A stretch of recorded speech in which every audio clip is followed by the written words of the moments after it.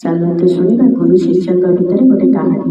ଗୋଟେ ଶିଷ୍ୟ ଥିଲେ, ସେଥିରେ ଗୁରୁକୁ ପଚାରିଲେ, ମହାରାଜ, ସଂସାରରେ ରହିବାକୁ ହେଲେ କେମିତି ରହିବାକୁ ପଡ଼େ? ଗୁରୁ କହିଲେ, ଆଚ୍ଛା ଠିକ ଅଛି, ବହୁତ ବଢ଼ିଆ ପ୍ରଶ୍ନ ପଚାରୁଛୁ। ଗୋଟେ ଦୁଇ ଦିନ ଭିତରେ ମୁଁ ତାର ଉତ୍ତର ଦେଇଦେବି। ତା ପରଦିନ ଗୁରୁଙ୍କ ପାଖକୁ ଜଣେ ବ୍ୟକ୍ତି ଆସିଲେ କିଛି ଫଳ ନେଇକି ଆଉ କିଛି ମିଠେଇ ନେଇକି। ସେ ସବୁ ଆଣିକି ଗୁରୁଙ୍କ ସାମ୍ନାରେ ରଖିଦେଲେ ଆଉ ତାଙ୍କୁ ପ୍ରଣାମ କରିକି ତାଙ୍କ ପାଖରେ ଯାଇକି ବସିଗଲେ। ଗୁରୁ କ'ଣ କହିଲେ ସେ ବ୍ୟକ୍ତିଙ୍କୁ? କିଛି ବି ନା। ତାଙ୍କ ସହିତ ପଦେ ବି କଥା ହେଲେନି ଆଉ ତାଙ୍କ ଆଡ଼କୁ ପିଠି କରିକି ଯେତେ ଫଳ ଆଉ ମିଠେଇ ଥିଲା ସବୁ ଏକୁଟିଆ ଖାଇଦେଲେ। ତାପରେ ସେ ବ୍ୟକ୍ତି ଜଣକ ଦେଖିକି ଭାବୁଥାନ୍ତି, ଆରେ ଇଏ କୋଉ ପ୍ରକାର ସାଧୁ? ସମସ୍ତେ ତ ଭଲ ବୋଲି କହୁଥିଲେ, ଇଏ କୋଉ ପ୍ରକାର ସାଧୁ? ମୁଁ ଯୋଉ ଜିନିଷ ଆଣିଥିଲି ସେ କିଛି ବି ମୋତେ ଯାଚିଲେନି ବା ମୋ ସହିତ କଥା ବି ପଚାରିଲେନି, ସବୁ ଖାଇଦେଲେ। ସେଇଠୁ ସେ ରାଗିକି ପଳେଇଗଲେ। ସେ ଯିବା ପରେ ଗୁରୁ ପଚାରିଲେ ଶିଷ୍ୟକୁ, ଆଚ୍ଛା ଭାଇ, ଆଉ କ'ଣ ଖବର କୁହ? ଏ ବ୍ୟକ୍ତି ଜଣକ କ'ଣ କହୁଥିଲେ? ସେଠୁ ସେ ଶିଷ୍ୟ କହିଲେ, ମହାରାଜ, ସେ ତ ବହୁତ ରାଗିକି ଥିଲେ। କହିଲେ ମୋହରି ଜିନିଷ ସବୁ ଖାଇଦେଲେ ଅଥଚ ମୋ ସହିତ ଥରେ କଥା ବି ହେଲେନି। ସେଠୁ ମହାତ୍ମା ତାଙ୍କୁ କହିଲେ ଶିଷ୍ୟକୁ, ତାହେଲେ ଶୁଣ, ଇଏ ସଂସାରରେ ରହିବାର ଢଙ୍ଗଟା ଠିକ ନୁହେଁ ବା ଇଏ ଠିକ ରାସ୍ତା ନୁହେଁ। ତାହେଲେ ଆଉ ଗୋଟେ ରାସ୍ତା ଦେଖିବାକୁ ପଡ଼ିବ। ତାପରେ କିଛି ସମୟ ପରେ ଆଉ ଜଣେ ବ୍ୟକ୍ତି ଆସିଲେ, କିଛି ଫଳ ଆଉ ମିଠେଇ ନେଇକି ଆସିଲେ, ତାଙ୍କ ସାଧୁଙ୍କ ସାମ୍ନାରେ ବସିଗଲେ ଆଉ ତାଙ୍କୁ ପ୍ରଣାମ କଲେ। ସାଧୁ ଜଣକ କ'ଣ କଲେ, ଯେତେ ସବୁ ଫଳ ଆଉ ମିଠେଇ ଆଣିଥିଲେ ସବୁକୁ ନେଇଗଲେ।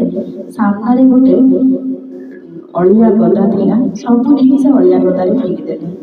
ତାପରେ ଆସିକି ସେ ବ୍ୟକ୍ତିକୁ ପଚାରିଲେ, ଆଉ କ'ଣ ଖବର କୁହ? ସବୁ ଭଲ ତ? ସବୁ ଠିକ ଠାକ ଅଛି ତ?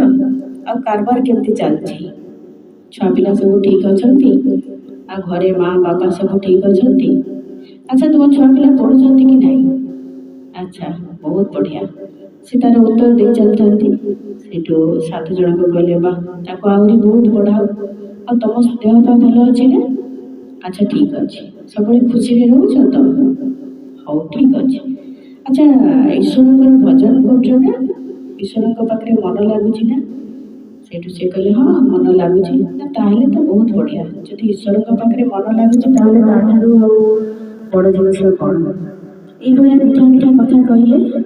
ତାପରେ ସେ ବ୍ୟକ୍ତି ଜଣକ କ'ଣ କଲେ, ଉଠିକି ରାଗିକି ପଳେଇଗଲେ। ସେଇଠୁ ସେ ଗଲା ପରେ ଗୁରୁ ତାଙ୍କ ଶିଷ୍ୟକୁ ପଚାରିଲେ, ଆରେ ଭାଇ, ଇଏ ବ୍ୟକ୍ତି ଜଣକ କ'ଣ କହୁଥିଲେ? ଏ ଖୁସି ହେଇକି ଗଲେ ନା? ସେଠୁ ଶିଷ୍ୟ ଜଣକ କହିଲେ, ନା ମହାରାଜ, ଇଏ ତ ପୁରା ପ୍ରଥମରୁ ରାଗିକି ଥିଲେ। କହିଲେ ମୋହରି ସବୁ ଜିନିଷ ନେଇକି ମୋତେ ଅପମାନ କରିଦେଲେ। ମୋର ସବୁ ଜିନିଷକୁ ନେଇକି ଫିଙ୍ଗିଦେଲେ। ମୋର ସବୁ ଜିନିଷ ପୁରା ନଷ୍ଟ ହେଲା। ସେଇଠୁ ଆଉ ମୋ ସାଙ୍ଗରେ ମିଠା ମିଠା କଥା ହେଲେ କ'ଣ ହବ? ସେଠୁ ମହାତ୍ମା ଜଣକ କହିଲେ ଶିଷ୍ୟକୁ, ତାହେଲେ ସଂସାରରେ ରହିବାର ଇଏ ବି ରାସ୍ତାଟା ଠିକ ନୁହେଁ। ଆଚ୍ଛା ଠିକ ଅଛି, ଆଉ ଗୋଟେ ରାସ୍ତା ଦେଖିବାକୁ ପଡ଼ିବ। ତାପରେ ପରେ ଆଉ ଜଣେ ସଜ୍ଜନ ଆସିଲେ। ସିଏ ବି କ'ଣ କଲେ, ଫଳ ଆଉ ମିଠେଇ ନେଇକି ଆସିଥିଲେ ଆଉ ସାଧୁଙ୍କ ସାମ୍ନାରେ ରଖିକି ବସିଗଲେ। ସାଧୁଙ୍କୁ ବହୁତ ପ୍ୟାର ସେ କହିଲେ, କଥାବାର୍ତ୍ତା କଲେ ଆଉ ସାଧୁ ଜଣକ ବି ବହୁତ ପ୍ୟାର ସେ କଥାବାର୍ତ୍ତା କଲେ, ବହୁତ ଭଲରେ କଥାବାର୍ତ୍ତା କଲେ। କିଛି ସମୟ ପରେ ସାଧୁ କ'ଣ କଲେ, ଯେଉଁ ଫଳ ଆଣିଥିଲେ ସେ ଅନ୍ୟମାନେ ଯେଉଁ ବସିଥିଲେ ତାଙ୍କୁ ବି ବାଣ୍ଟିଦେଲେ। ଯିଏ ଆଣିଥିଲେ ଯେଉଁ ବ୍ୟକ୍ତି ତାଙ୍କୁ ବି ବାଣ୍ଟିଦେଲେ ଆଉ ନିଜେ ବି ଖାଇଲେ।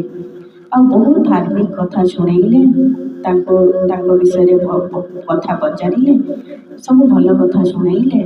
ତାପରେ ସେ ବ୍ୟକ୍ତି ଜଣକ ତାଙ୍କୁ ପ୍ରଣାମ କରିକି ଗଲେ। ଯେତେବେଳେ ଗଲେ ସେତେବେଳେ ଯେଉଁ ଗୁରୁ ଜଣକ ଶିଷ୍ୟକୁ ପଚାରିଲେ ଧୀରେ କିନା, ଆରେ ଭାଇ, ଏବେ ତ କୁହ, ଇଏ ବ୍ୟକ୍ତି ଜଣକ ଯେଉଁ ଗଲେ କ'ଣ ସବୁ ଭଲ କହୁଥିଲେ ନା? ସେଠୁ ଶିଷ୍ୟ କହିଲେ, ହଁ, ଇଏ ତ ବହୁତ ଖୁସିରେ ଗଲେ, ଆପଣଙ୍କର ବହୁତ ପ୍ରଶଂସା କରୁଥିଲେ। ସେଠୁ ଗୁରୁ ଜଣକ ଶିଷ୍ୟକୁ କହିଲେ, ତାହେଲେ ଏଇଟା ହେଉଛି ଠିକ ଉପାୟ। ତାହେଲେ ସଂସାରରେ ରହିବାକୁ ହେଲେ କେମିତି ରହିବାକୁ ପଡ଼ିବ ନା, ଈଶ୍ୱର ଯାହା ଦେଇଛନ୍ତି ସେ ତାକୁ ସମସ୍ତଙ୍କ ଭିତରେ ବାଣ୍ଟିକି ମିଳିମିଶିକି ରହିବାକୁ ପଡ଼ିବ। ଆଉ ଈଶ୍ୱରଙ୍କର ଭଜନ କୀର୍ତ୍ତନ କରିବାକୁ ପଡ଼ିବ। ଆଉ ଈଶ୍ୱରଙ୍କୁ ସବୁବେଳେ ଧନ୍ୟବାଦ ଦେବାକୁ ପଡ଼ିବ, ଈଶ୍ୱରଙ୍କର ଗୁଣଗାନ କରିବାକୁ ପଡ଼ିବ।